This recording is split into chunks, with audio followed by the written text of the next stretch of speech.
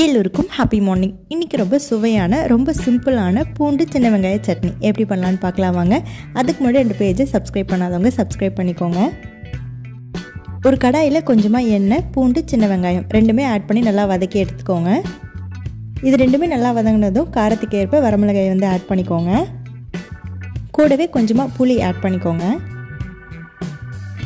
Low ஃப்ளேமில் வச்சு நல்லா வதக்கி எடுத்துக்கோங்க எல்லாத்தையும்.